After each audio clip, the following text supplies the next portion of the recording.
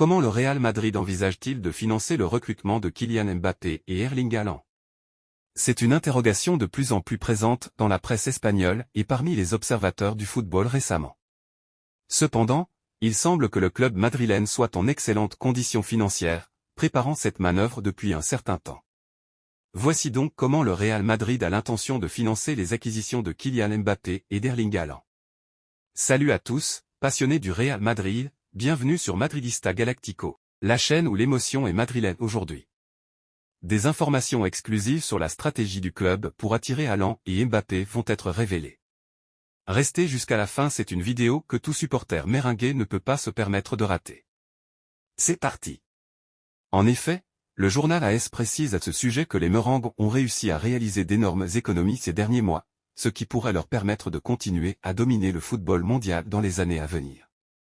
Et pour cause, ces derniers ont réussi à faire en sorte que la masse salariale de leur équipe ne représente que 54% de son chiffre d'affaires, là où l'équilibre est généralement déjà atteint lorsque les salaires représentent 70% des revenus selon la ECA.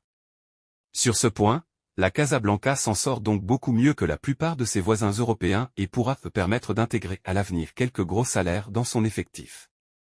Ce n'est pas tout, car on sait aussi que l'institution présidée par Florentino Pérez posséderait même à l'heure actuelle pas moins de 128 millions d'euros dans ses caisses qu'elle peut utiliser comme bon lui semble, auxquels viennent s'ajouter 265 millions d'euros sous forme de crédits déjà validés.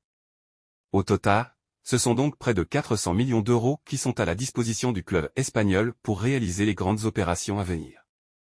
Avant de vous dévoiler le grand plan pour Mbappé, découvrez comment le Real Madrid prévoit de recruter le redoutable Erling Haaland. Des économies massives, des millions en caisse. La Casablanca est-elle sur le point de frapper un grand coup sur le marché?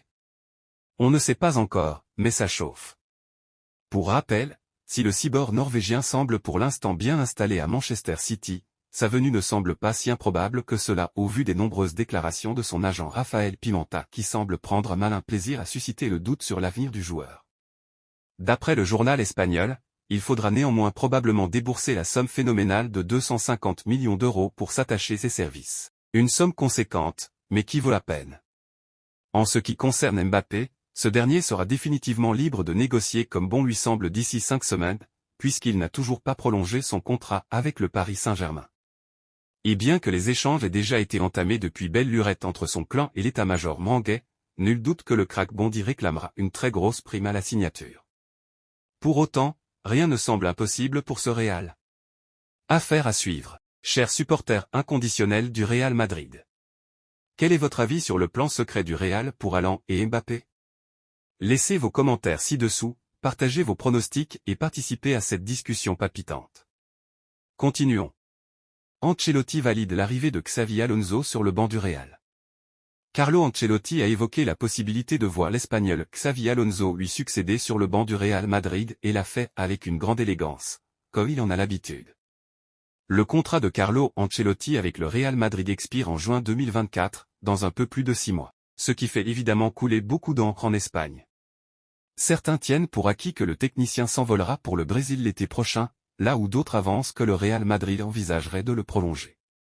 Alors, comme il en est coutume, Ancelotti n'a pas échappé aux questions sur son avenir. Ce samedi en conférence de presse avant Le Monde, l'Italien a répondu plutôt sèchement à certaines questions, par quelques mots seulement. Je ne pense rien, je ne pense rien. Lorsqu'on l'a interrogé sur ses plans pour la saison prochaine, il a toutefois admis être fier qu'une des plus grandes équipes du monde, comme le Brésil, parle de moi. Mais c'est tout. J'ai un contrat jusqu'au 30 juin et je ne vais pas répondre à d'autres questions sur mon avenir, avant de préciser oui, j'attendrai le Real Madrid jusqu'au dernier jour. Mais quand il fut question de parler de l'un de ses possibles successeurs, en l'occurrence Xavi Alonso, qu'il a eu sous ses ordres à Madrid même lors de son premier passage sur le banc, mais aussi au Bayern quelques années plus tard, l'Italien s'est montré beaucoup plus prolixe. Xavi et Thiago Motta. Xavi. C'est un joueur impressionnant et il fait une carrière fantastique en tant qu'entraîneur parce qu'il a les qualités parfaites pour ça, a commencé l'Italien. Avant de plaider en faveur de son arrivée au Real, je l'aime beaucoup en tant qu'entraîneur. C'est l'un des coachs que j'apprécie le plus avec Thiago Motta. J'aime beaucoup comment leurs équipes jouent. Xavi a le profil pour être entraîneur à Madrid parce qu'il connaît très bien le club et qu'il est très apprécié ici. Il faut dire qu'André Celotti n'est pas le seul à reconnaître que le Basque conviendrait parfaitement à la Maison Blanche. Son début de saison parfaitement maîtrisé avec le Bayern Leverkusen a attiré l'attention de tous. Son équipe est leader de Bundesliga après 12 journées, avec 11 victoires et un nul, et à l'instar de Zidane, une grande majorité des Madridistas voient en Xavi le coach parfait pour reprendre les rênes. Real Madrid, Alaba de retour au Bayern? Il répond. Interrogé cette semaine sur un potentiel retour en Bundesliga, David Alaba s'est montré clair sur son avenir. Et le moins que l'on puisse dire c'est que l'international autrichien n'a pas l'air disposé à quitter la Casablanca qu'il a rejoint en 2021 après plus de 10 ans passés du côté du Bayern. En effet, voici les déclarations du joueur de 31 ans rapportées par le quotidien allemand Bild et le journaliste italien Fabrizio Romano au sujet d'un éventuel retour en Bavière. Retourner au Bayern? Je ne pense pas à ça maintenant. Je me sens à l'aise à Madrid. J'aime le Real Madrid et j'ai des objectifs très clairs. Mes pensées ne sont nulle part ailleurs. Carlo Ancelotti se rassure. Il n'est pas près de perdre l'un des joueurs les plus polyvalents de sa génération. Voilà donc les dernières nouvelles excitantes pour vous, les vrais Madridistas. Restez connectés à Madridista Galactico pour toutes les mises à jour exclusives sur cette saga captivante. À la prochaine sur Madridista Galactico.